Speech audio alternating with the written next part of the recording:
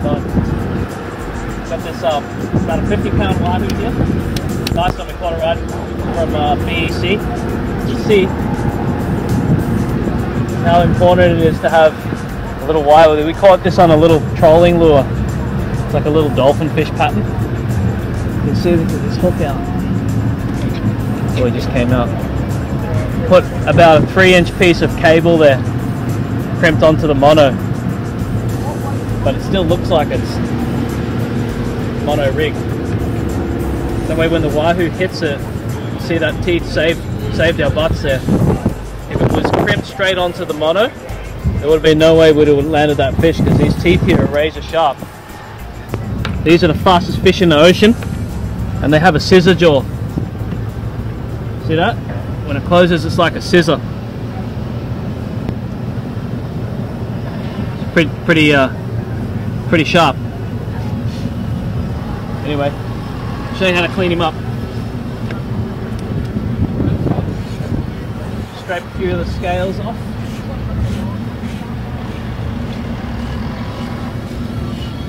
Particularly big specimen, but it's very important to ice down your fish. Make sure you ice it down really well, and these will ice down on the boat. If you don't, the flesh is going to get really soft.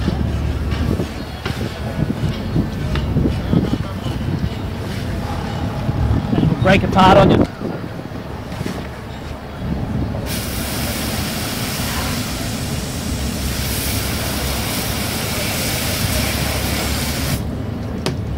So first I open the pectoral fin, lift it up like this, put the knife right behind here, and I cut back towards the head, trying to get as much meat as possible, just to there like that. The least amount of cuts you can do, the better. Come up in here in the belly, trying very carefully not to actually pierce the stomach cavity, because you might bust open some of the guts, and you don't want that on your flesh. Just cut it open like that. You see he's pretty hungry. Pull all this stuff out just to get it out of the way. See that green stuff here? You don't want to bust that. That'll get all through your flesh. So what I'll actually do is cut it out, throw it in the macerator. Alright, now we'll come down to the tail here, meet where the anal fin meets the rest of the body, past the stomach cavity. Just follow it down and you can feel the bones. Feel it, I can feel the rib bones on my knife. 2 cuts, so you want to try and do the least amount of cuts as possible. So the more cuts you do, the more sawing you do, you wreck the flesh. So if you come around on this side, you'll see a little bit better.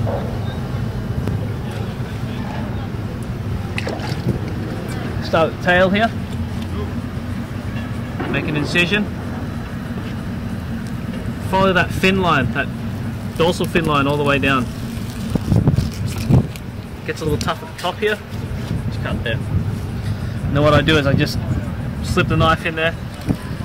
Just follow it down. You can lift it up with your thumb. Just follow it down like that. You can open up and see where the ribs are. You want to try and slide your knife right up along there so you don't leave any of the meat behind. Flip him over. Cut this like that. Same side, same on the other side. Oh, look at that beauty. Good one, eh? You want to try and get your knife right down in there so you can follow that rib cage so that you don't waste any of the meat. You see, I'm trying not to do too many cuts.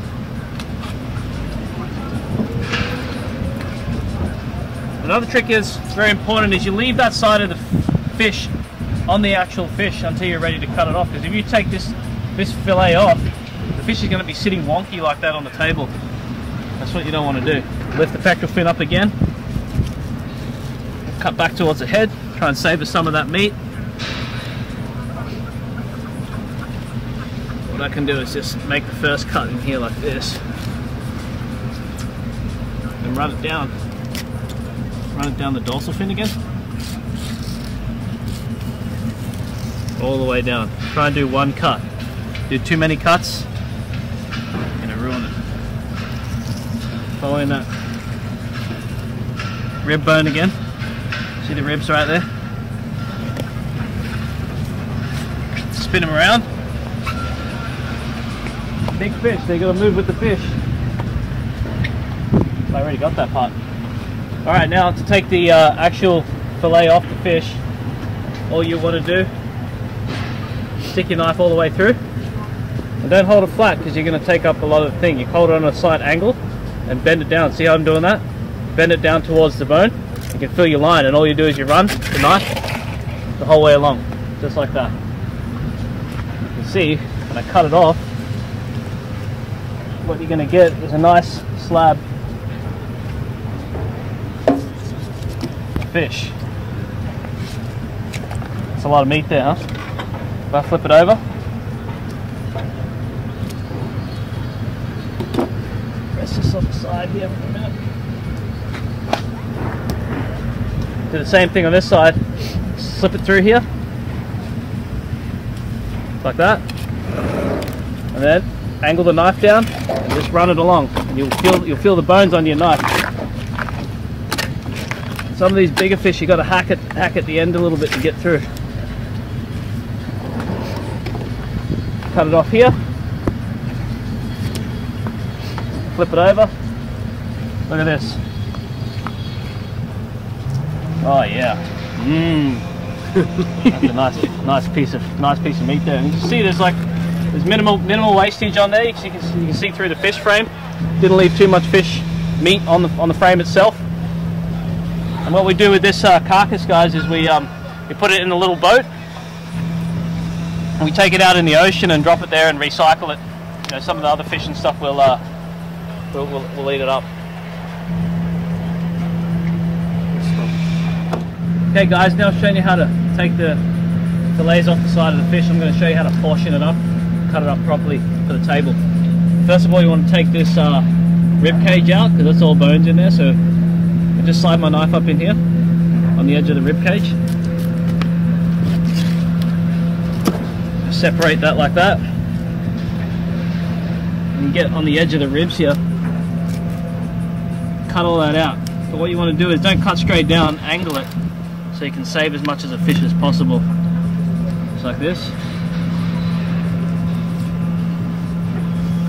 See that?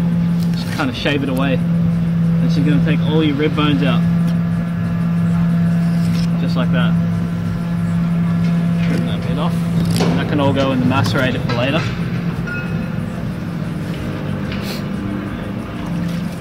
What I do with this part of the fish is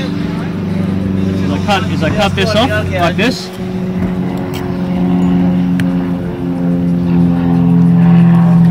Cut straight down, shave off a little bit of skin, you see. Skin it like this. Cut down on either side of the rib cage. Turn the knife, take the skin off.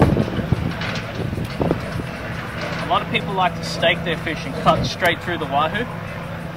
But that ruins your knife, so an easier way to do it is what we call a butterfly. So what happens is you cut, you pick the thickness of your steak, which in this case is around about 1 inch. You cut through almost to the skin, but not through the skin. First cut. The second cut goes the whole way through the skin. I'll do a couple. Don't go through the whole skin, and then cut through the whole way through. Dang, what are you learning today? That could be on BBC next week. I know, right? Cut it straight through, and then you flap it open. You got to go there. Thanks, man. If you want to submit something, give us me. You know who taught? A really good buddy of mine. Yeah. A really good buddy of mine taught me how to do this. His name's Trevor, right over here. This is my good friend Shank right here. We're gonna have a next count it number 2 coming out There you soon. go, coming out too. Fishing, you know, show you how we do it out here. Yeah. But anyway, that's what Check you us do on like YouTube. Countit.com, right? Yeah. That's how you stake up your wahoo. You don't need to cut through the fish. Okay. Yeah. Okay. Alright, so now that we've cleaned the fish and you've taken what you wanted for dinner, it's important to look after your fish when you freeze it. A lot of people just get a Ziploc bag and jam all their fish in a Ziploc bag and throw it in the freezer, and it bunches up in a ball, and all that does is it allows the freezer to kill the fish and create a lot of frostbite because there's a lot of air in the bag. The best way to look after your fish for freezing is to clean it properly, okay, dry it all up, and then vacuum seal it. Now vacuum sealing, and the whole reason behind that is you use these bags and this special vacuum seal machine here to actually take all of the air out of the bag that will be freezing the fish.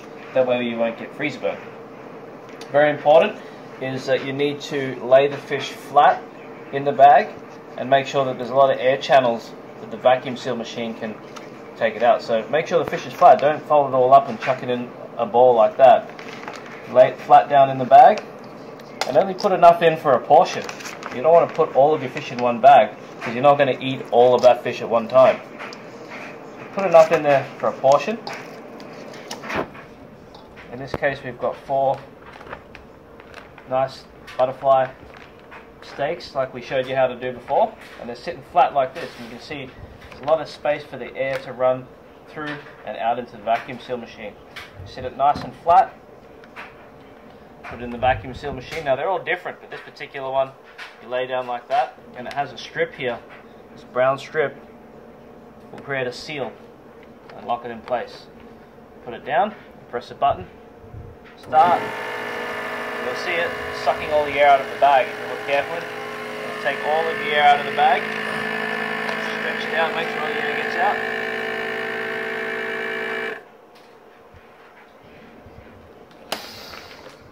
Just like that. And voila. That's what you do. You can see all the air's out of it. It's sitting nice and flat. That's going to freeze well. And when that comes out of the freezer in 2, 3, 4, 5, 6 months time, it's going to be pretty much exactly the same texture and freshness as it went in the bag today. What I also like to do is I'll label it. So I get a pen and I'll write what fish it is on the bag. Wahoo, and I'll put the month and the year. So this is the month of February. That way when it's sitting in the freezer, and if you've got more fish, you can rotate your stock and you can use the stuff that you caught first. Obviously use the older stuff before the newer stuff. But yeah, that's how you properly seal and clean your fish.